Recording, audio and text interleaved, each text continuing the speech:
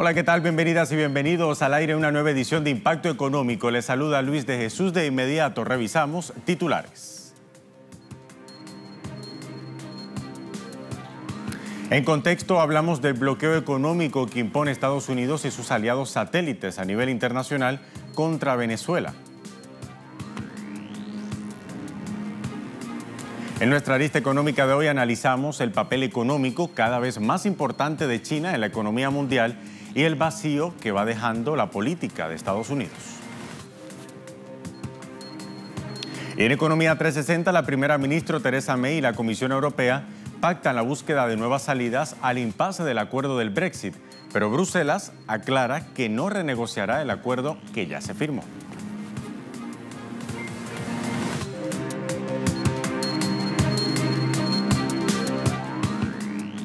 ¿Qué tal? Con Economía en Contexto, debo decir, iniciamos esta edición de Impacto Económico. Venezuela sigue siendo objeto del boicot económico y financiero que impone Estados Unidos en todo el mundo. El Banco de Inglaterra ha impedido ahora a Venezuela repatriar sus reservas de oro valoradas en 1.300 millones de dólares. La acción, que forma parte de las sanciones impuestas por Estados Unidos a ese país suramericano, fue rechazada este jueves por un grupo de ciudadanos británicos quienes se apostaron a las afueras del Banco de Inglaterra para exigir la devolución de las reservas de oro a Venezuela. En la movilización participaron el antiguo alcalde laborista de Londres, Ken Livingstone, y el diputado Chris Williamson, quienes abogaron además por el diálogo para enfrentar la crisis de Venezuela y condenaron la agenda ilegal de cambio de régimen en el país, impuesta, claro está, por la Casa Blanca. Pero ahora bien, la persecución y el robo de riquezas venezolanas del gobierno de Estados Unidos se extiende mucho más allá de Europa. También toca, por ejemplo, al sistema financiero que mantiene vínculos legales con empresas o individuos venezolanos en nuestra región. Vamos a ver. Las medidas ilegales de Washington que buscan asfixiar financieramente al gobierno de Venezuela llegaron hasta Puerto Rico. Agentes del Negociado de Investigaciones Federales, FBI, llevaron a cabo una orden de registro en el Banco San Juan Internacional por la supuesta violación de sanciones impuestas por el gobierno estadounidense a entidades que realizan transacciones con el gobierno venezolano. El FBI alegó haber detectado una versión de supuestos vínculos de individuos y empresas de Venezuela que estarían moviendo fondos tachados por el Tesoro Federal de corrupción, narcotráfico, violaciones a derechos civiles y terrorismo. La movida de las autoridades federales confirman la subordinación del gobierno colonial de Puerto Rico al Congreso de Estados Unidos y su poca o ninguna independencia en materia financiera y económica. Previamente, el gobierno de la Casa Blanca había aprobado el robo de los activos de la estatal Petróleos de Venezuela, bloqueando $7.000 millones de la refinería venezolana Citgo.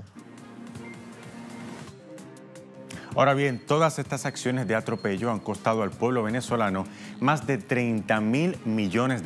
Así lo informó el canciller de Venezuela, Jorge Arriaza, quien señaló directamente al bloqueo económico impuesto por Estados Unidos como el responsable de las pérdidas económicas.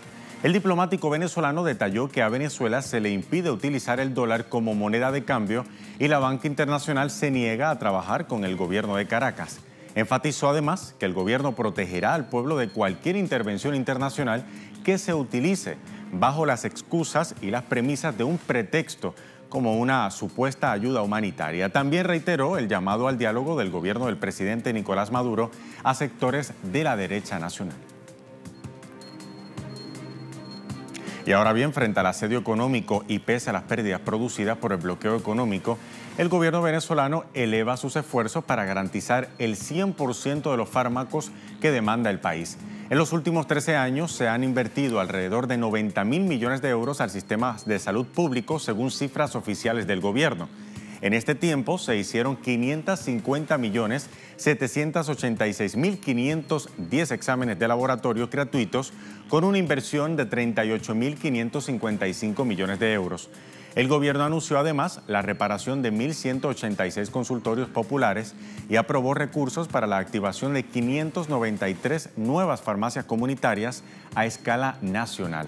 Igualmente creó el Centro Nacional de Electromedicina, adscrito a la Venezolana de Servicios Tecnológicos para Equipos de Salud, que está encargado de la reparación y el mantenimiento de los equipos médicos hospitalarios en todo el país.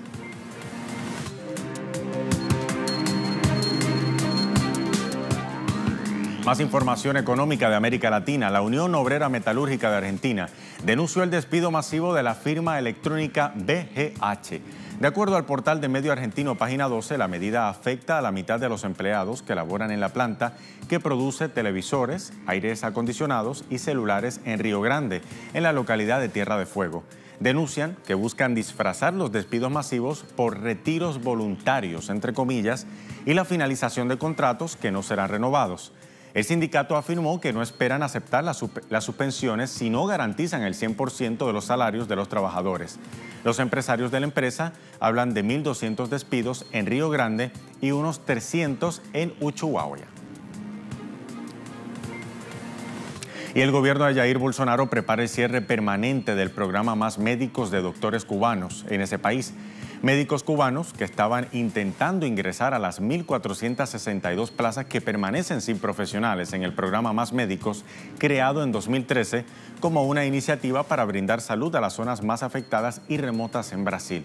Sin embargo, las constantes amenazas de Bolsonaro contra los profesionales de la isla cerraron las puertas a los médicos cubanos. Según la Secretaría de Trabajo y Educación en el Ministerio de Salud brasileño, Mayra Pinheiro, el último ciclo de vacantes abiertas para extranjeros, especialmente para cubanos, encontrará cierre esta semana y ya no se renovará. Solo aquellos médicos que no sean cubanos y que actualmente estén en el programa podrán continuar por el plazo de su contrato, que es de aproximadamente unos 3 años. El programa será reemplazado por otro que probablemente se llamará Más Salud. Ahora bien, hay que decirlo, el programa Más Médicos garantizaba el servicio sanitario a las comunidades brasileñas más remotas, donde por años ni siquiera profesionales brasileños llegaban. Y en otro contexto, el gobierno de Bolivia dispuso recursos para el programa de viviendas por autoconstrucción asistida. La Agencia Estatal de Vivienda informó que cuenta con un presupuesto de 698 millones de bolivianos para ejecutar el programa Construyamos tu casa en tu lote. Con ello, el gobierno prevé adjudicar 11.000 viviendas nuevas por autoconstrucción en lotes únicos por familia. Para acceder al programa, las personas deben certificar que es su único terreno y contará además con servicios de agua, luz y la planimetría del lote, además del folio real, el pago de impuestos, los croquis y las fotocopias de carnet. La modalidad de autoconstrucción asistida implica que el Estado dota de materiales de construcción, capacitación en instalación de servicios básicos, asistencia técnica y también hace seguimiento a la edificación de las viviendas construidas, mientras que el beneficiario entonces aporta la mano de obra, calificada o no, así como los materiales de la zona.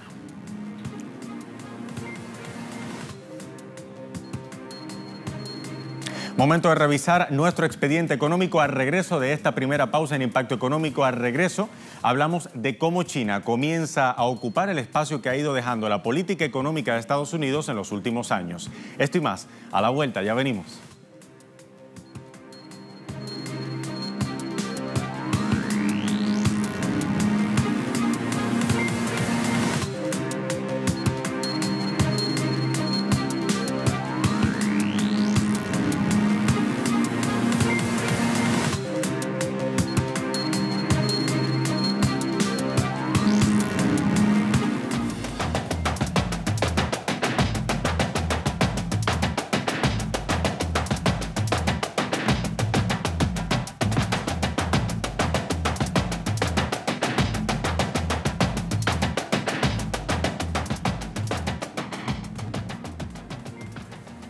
Momento de abrir nuestro expediente económico. Estados Unidos obliga al resto de países a elegir entre su comercio y el de China, pero al mismo tiempo no propone una política especialmente atractiva. No lo digo yo, lo dice Margaret Myers, directora del programa China y América Latina del Inter-American Dialogue, teniendo en cuenta las actuales condiciones de la guerra comercial entre Washington y Beijing. Vamos a poner ahora el tema en la mesa de análisis. Veamos. La disputa comercial que hoy protagonizan China y Estados Unidos tiene amplias repercusiones para América Latina. tanto desde el punto de vista económico como geopolítico. La región parece estar envuelta en una gran encrucijada. Los gobiernos de derecha en Brasil, Colombia, Argentina y Perú se muestran confundidos frente a las medidas neoproteccionistas planteadas por Washington, pero no atinan a reorientar sus políticas hacia las lógicas de integración planteadas con anterioridad por los gobiernos progresistas de principios del siglo XXI. En el caso de Brasil, por ejemplo, el expresidente Michel Temer, siguiendo las políticas de Estados Unidos, llegó incluso a suspender la construcción del proyectado tren bioceánico del Atlántico al Pacífico, que estaba destinado a ser una pieza clave en el comercio de la región con China. Ahora, con Jair Bolsonaro a la cabeza, el gigante suramericano también demora el proyecto para no dañar su relación con Washington. Por su parte, Mauricio Macri, en Argentina, ha desestimado la construcción de Atucha 4, con tecnología canadiense y financiamiento de capitales chinos. Aún está pendiente la concreción o suspensión del inicio de Atucha 5, proyectada para inicios de 2022, y la realización de los acuerdos de producción conjunta de buques, aviones y helicópteros en Argentina, también con financiación china. Chile y Colombia también se han sumado al giro político suramericano que genera sacudones en diversos frentes por seguir los pasos de Estados Unidos. Pero sea como sea, los gobiernos de derecha quedan entonces en una posición un tanto difícil porque China ha incrementado en los últimos años su presencia en mecanismos regionales en los que Estados Unidos ejercía anteriormente una influencia absoluta. Ahora, cada vez más, es más difícil para Washington contener a China y su expansión en la región. Lo dicen los números. Las relaciones comerciales entre el gigante asiático y América Latina han cambiado progresivamente en los últimos años y China hoy aparece como el principal socio comercial de Brasil, Chile, Uruguay y Perú y el segundo de México, Argentina, Cuba y Venezuela. Desde 2012, las inversiones directas procedentes de China y destinadas a América Latina aumentaron en $70.000 millones, según datos recopilados por Adrienne Arts Latin America Center. Beijing, por medio de su presidente Xi Jinping, ha asegurado que se aumentará la inversión en la región en $250.000 millones para los próximos 10 años. Desde el Centro de Desarrollo de la Organización para la Cooperación y el Desarrollo Económico, OCDE, se considera que desde el año 2000 al 2013 el comercio entre China y los países de América Latina se incrementó en 22 veces. En comparación, el volumen de intercambios comerciales entre Estados Unidos y Latinoamérica durante el mismo periodo solo se duplicó. En 2017, China y Latinoamérica llegaron a intercambiar bienes por un valor de $266.000 millones, y la meta 2025 es de $500.000 millones. Según datos estimados por la Comisión Económica para América Latina y el Caribe, CEPAL, en 2017 China fue el país del mundo hacia el que más crecieron las exportaciones procedentes de Latinoamérica, con un alza interanual de 23% frente a 17% al resto de países asiáticos. En 2018, la región aumentó sus exportaciones a China en 28%, superando los envíos de productos hacia cualquier otra parte del mundo, y han crecido en 30% las importaciones desde ese país. Por su parte, las exportaciones chinas hacia Latinoamérica y el Caribe son productos eléctricos y mecánicos, mientras que la región exporta a este país sobre todo materias primas y productos agropecuarios. Por si fuera poco, Beijing ha proporcionado financiamiento en la última década a la región por un monto que alcanza los $141.000 millones, superior al recibido por instituciones como el Banco Interamericano de Desarrollo o el Banco Mundial. Y en la última década, América Latina además ha experimentado un incremento significativo por el peso económico de China en varios países de la región, particularmente en materia de intercambios comerciales. El desarrollo de nuevas formas de relación, alejadas de los viejos esquemas de dependencia, se ha vuelto ahora el pilar de los vínculos de cooperación birregional. Veamos. El Banco Asiático de Inversión e Infraestructura es una iniciativa china que comenzó en 2014 con un capital inicial de $200.000 millones, una valiosa herramienta de la que China es miembro fundador y líder del grupo, a través del cual ofrece financiación para grandes obras de infraestructura, no solo en Asia. En los últimos años ha puesto su foco en África y América Latina, donde ya 7 países figuran como miembros, esperando recibir recursos adicionales para construir carreteras, vías ferroviarias, puertos y túneles. La presencia china en la región es cada vez más fuerte, en especial en los países con los que mantiene relaciones estratégicas: Bolivia, Chile, Perú, Venezuela, Brasil y Argentina. Consciente de que Beijing puede aportar más que solo comercio e inversiones centradas en compra y venta de recursos primarios, América Latina utiliza de puente al gigante asiático para la transformación de la estructura de la matriz productiva de la región. El compromiso chino con proyectos de gran alcance económico y social en América Latina es indicativo del avance de relaciones cada vez más ambiciosas y transformadoras y que, llevadas de la mano con el desarrollo del tejido industrial sustantivo, serán capaces de generar un mayor valor agregado y al mismo tiempo sustentar la integración interregional. Es así como China asume más responsabilidad internacionalmente en el desarrollo de las economías del continente y del mundo, no desde una posición de dominio absoluto, sino de integración estratégica. Ahora bien, para concluir, indudablemente la situación pone al mundo en un momento histórico de recomposiciones mundiales, como dirían algunos. Malas noticias para Washington, cuyo presidente Donald Trump ahora hace todo lo posible por tratar de contrarrestar a este fuerte contrincante que se caracteriza por una política con estilo diplomático, sin bombas ni golpes de Estado, hay que decirlo, y sin políticas de saqueo, explotación ni injerencia. Con esta información vamos a una segunda pausa. Aquí en Impacto Económico, al regreso revisamos Economía 360. Vuelve a ocupar los titulares el Brexit. ¿Por qué? A la vuelta le decimos, ya venimos.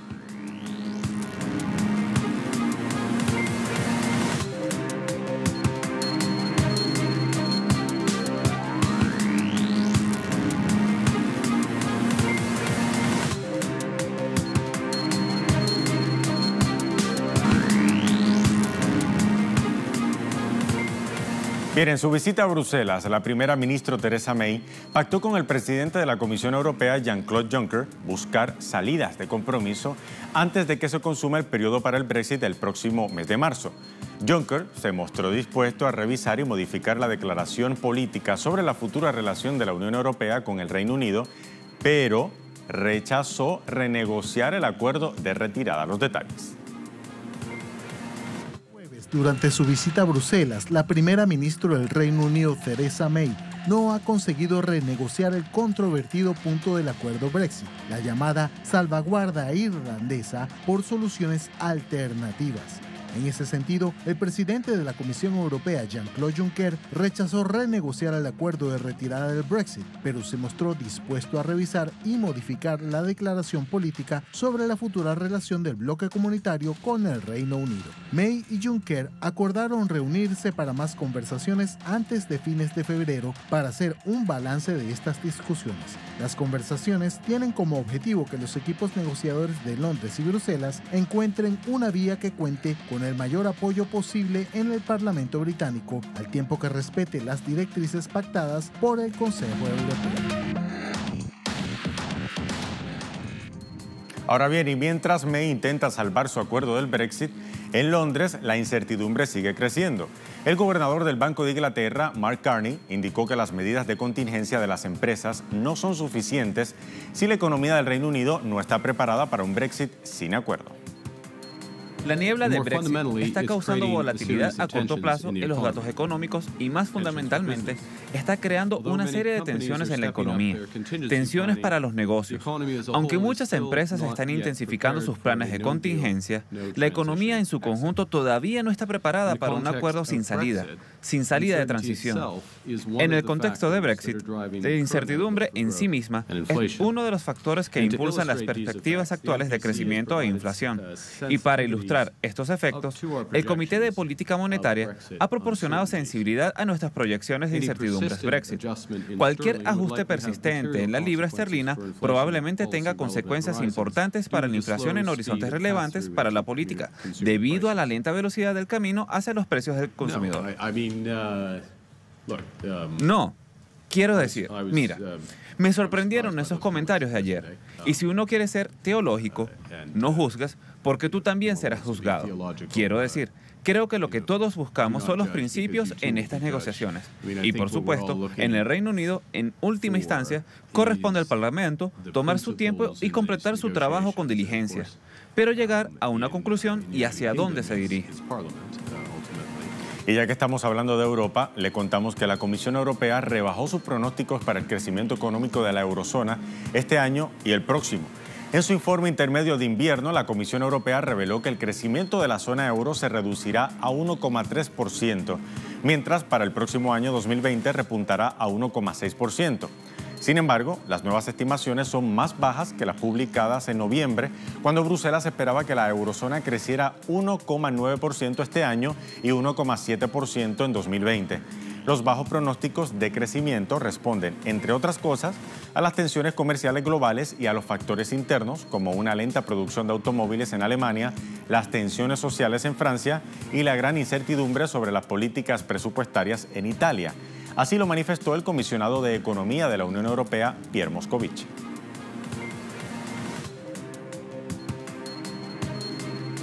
Bien, y llegó el momento de revisar los indicadores del precio del crudo al cierre de la jornada de este jueves. Lo hacemos iniciando con el crudo intermedio de Texas, el WTI, que lo tienen en pantalla en breve. Marcó este jueves $52,67, perdiendo 2,39%. Vamos a revisar ahora el barril del Brent de referencia en Europa, que marca $61,66, 1,50% perdió frente a la jornada anterior. Y finalizamos entonces con el crudo venezolano, que mantiene sus precios estables en 374,45 yuanes. Así llegamos al final de esta edición de Impacto Económico. Como siempre, la invitación es a que nos sigan en redes sociales, en Twitter, @TelesurTV, @TelesurImpactoE. Hasta la próxima.